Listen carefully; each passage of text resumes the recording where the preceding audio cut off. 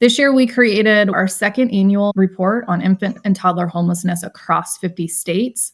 I'm Erin Patterson, Senior Director of Strategic Initiatives and Partnerships at SchoolHouse Connection. We built upon last year's first of its kind 50 state profile of data on the prevalence of homelessness among infants and toddlers, including their enrollment rates in early childhood development programs. I'm Sarah Vrabic, Senior Manager of Early Childhood at SchoolHouse Connection. This year, we were able to receive data from Early Head Start, multiple home visiting models, and those children who are identified and served by a program affiliated with their local educational agency to determine how many infants and toddlers experiencing homelessness are enrolled in early childhood development programs. For this year's report, we found nearly 450,000 infants and toddlers experiencing homelessness, an increase of nearly 84,000 from the 21-22 program year to the 22-23 program year. And in fact, what was really surprising was that we found this increase in almost every single state, including DC and Puerto Rico. The first 3 years of life are critical for brain development. Babies are learning and growing faster than at any other time in their life. The younger and longer a child experiences homelessness, the worse the negative health outcomes. And that includes physical, developmental, and mental and emotional health. Increased risk of chronic asthma, stunted development, social emotional problems that linger even after a child and their family have been permanently housed.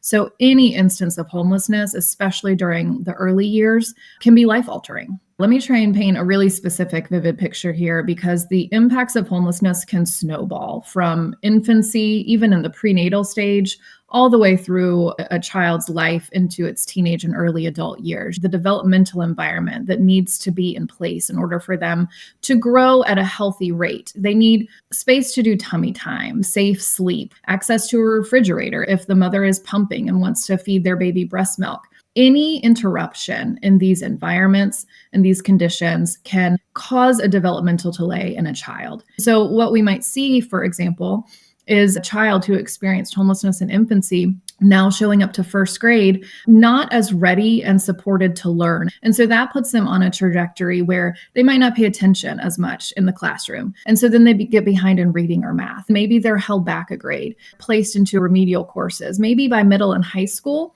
those learning difficulties show up as behavioral differences. This child is less likely to graduate, pursue post-secondary education, hold a stable job, and be stably housed as an adult. That's a cyclical nature that builds over time.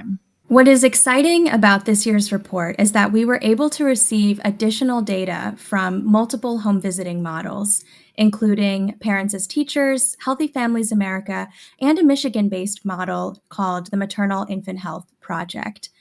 Many families with young children experiencing homelessness participate in home visiting and benefit from those services, but they're not always captured in that data collection. We are excited to be able to shine a light on the families that are participating in these programs.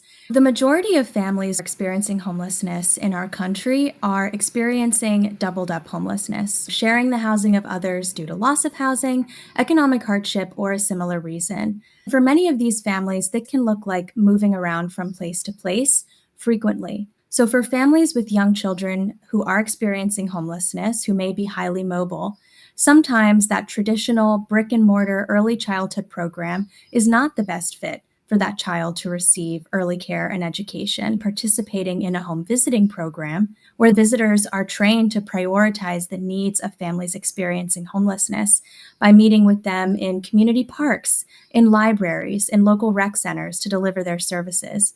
Sometimes that is the best fit for a family with a young child experiencing homelessness to still benefit from early care and education, but in a way that is more flexible and meets their needs. I hope people feel alarmed and a sense of urgency. I hope that they will have a better understanding that homelessness impacts babies just as it impacts adults, and the consequences are perhaps even greater because of the developmental stage they are in. We have been encouraged, though, and we highlight several promising strategies and practices throughout the report. And so I hope that no matter what level you work at, federal, state, state, local, early childhood, or housing, I hope that you will find at least one action that you can implement in your daily practice, whether that's a policy at the state level to remove barriers so that families can access housing and early childhood development more readily, or whether it's a practice in your program to help families understand services available and the importance of connecting to early childhood housing and case management services. I hope our audience will see that there are opportunities to act on behalf of our youngest children experiencing homelessness.